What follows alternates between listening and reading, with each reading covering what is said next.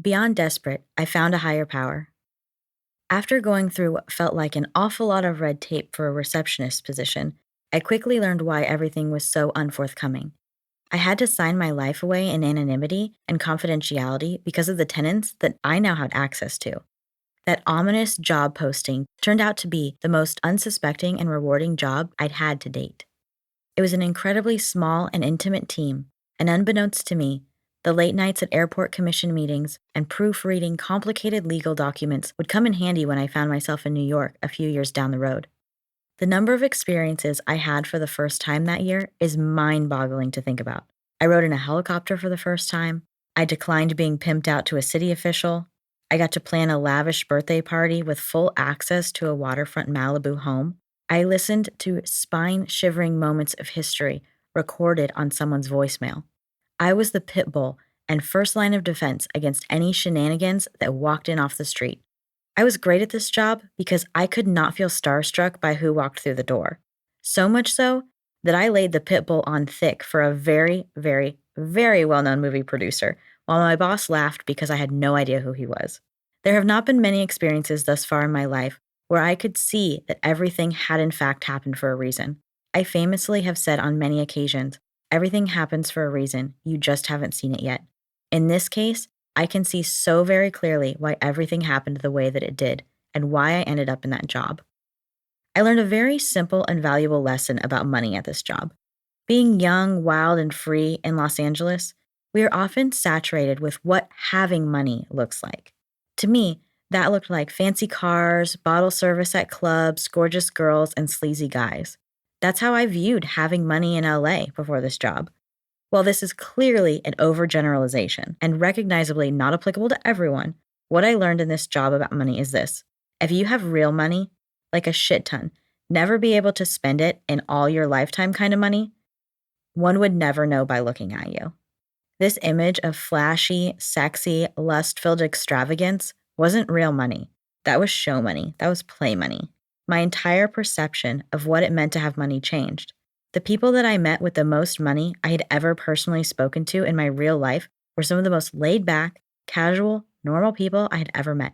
They dressed like normal people. They acted like normal people. Sure, they had kick-ass cars and toys, but they treated me like a normal person.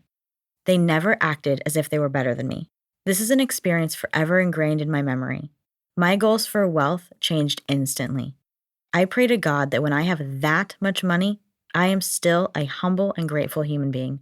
The second important reason this job was so divinely guided was that 2 of the 5 people that I worked with would change my life in a very unexpected way. At this point, it had been a little over a year and a half since I had stopped drinking. One day, while in the office, I was stewing in some madness over something that probably wasn't important, and these 2 were leaning against the counter over my desk. One of them asked me, "Are you sober or just not drinking?" I said I was sober. They looked at each other in a way that seemed to complete a conversation I was not privy to. One of them handed me a blue book and said, "Read this. Look for the similarities and not the differences." Taking the book in hand, I agreed. I got home from the gym that night and cracked open the book I was given. I am not one to turn away a personal recommendation for knowledge, so I dove in. Seemingly able to set aside my preconceived notions, I read on and on into the night. I got to a chapter that talked about sex, and I stopped in my tracks. I closed the book and called my coworker. "I understand now. I'm an alcoholic," I said.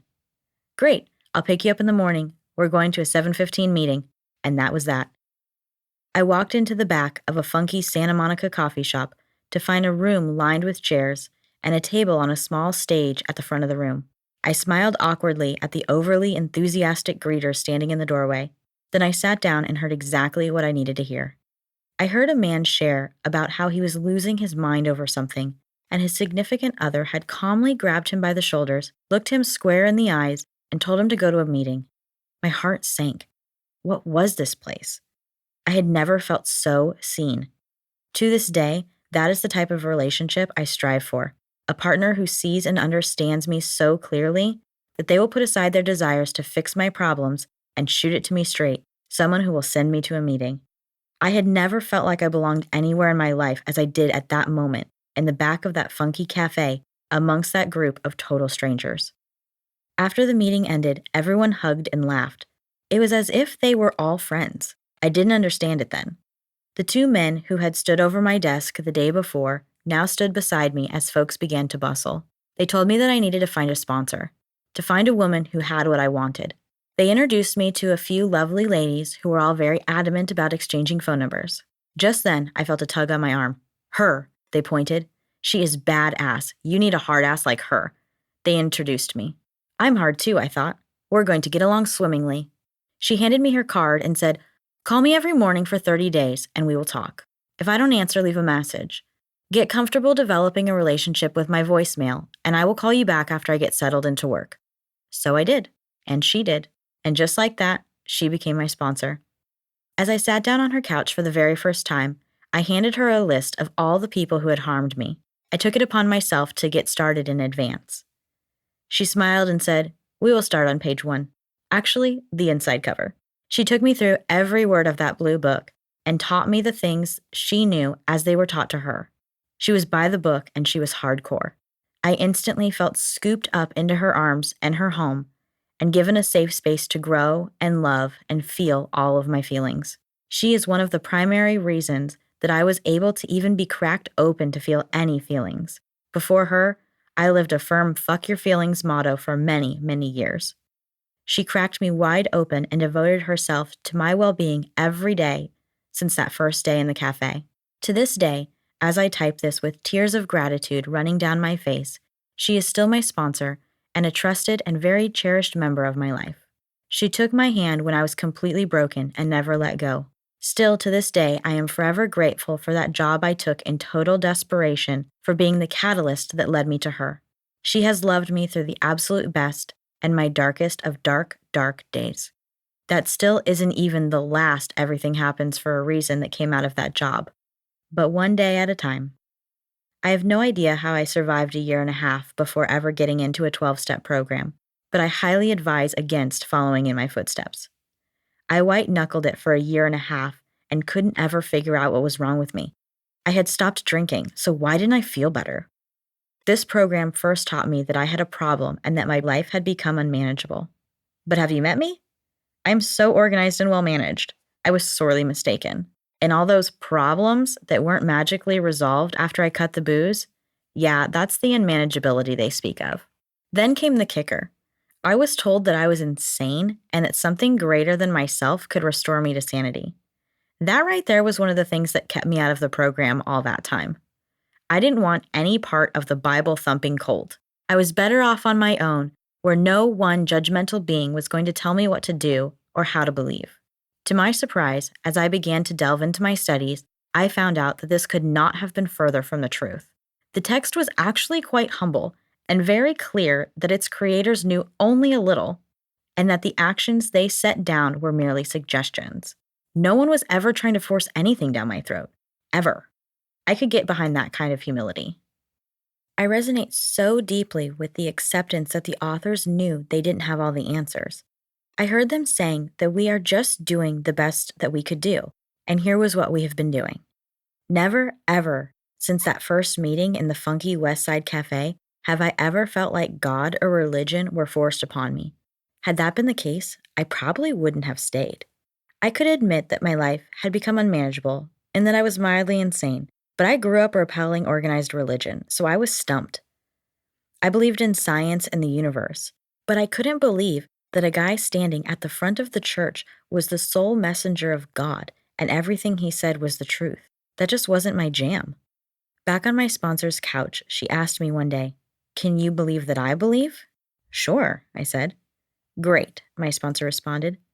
"You can have my God until you find one of your own understanding." Thank you, I think.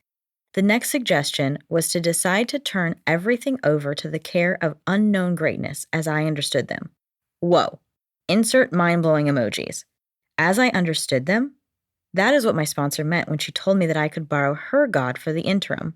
She explained to me that the word God was just a convenient placeholder. It does not mean that you have to believe in any particular religious God.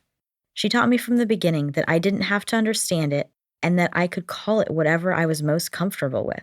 I chose to call my great unknown my higher power. I'm a pretty self-sufficient gal, So the notion of turning my will and my life over to anyone else, God or not, was not my idea of a good time. I like to be in control. I like to know all of the details. I do not like surprises. I want to know all of the things before I commit to anything. One could say I might be a little bit of a control freak. Coming up in the program on the west side of Los Angeles, I heard everything under the sun described as people's higher powers. I heard everything from the doorknob of the meeting room to the universe to a Mickey Mouse phone to the ocean, you name it, I've heard it. Another reason I am eternally grateful for coming up in LA, I was never the weirdest person in the room. While exploring and trying on ideas of what my higher power could be, with not much avail, my sponsor sent me to the beach. She told me to stand at the edge of the water and try to control the waves. I could not. I was, however, now very wet. The simplicity of my damp jeans brought me back to right-sized. There was nothing, I mean nothing in my human power that could control those waves. At that moment, I understood. I didn't know what to call it, how to explain it, what or who it was, but I understood. After that experience at the beach, and still unable to explain or name it, my sponsor put me on my knees, and together we prayed a prayer that resulted in a white light experience that people often speak of when they meet God for the first time. It wasn't just the first time I had ever willingly gotten on my knees to pray, but it was also the first time that I ever intentionally spoke to a power greater than myself. And lo and behold, they responded. I still get very teary-eyed when I play back that first prayer on my knees.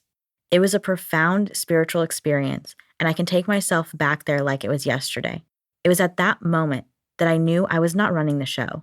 I had been trying for a long time, but I was merely an actor. I was given the answer to my problems, and I felt so much pain and misery because I was still trying to run the show. That is not my job.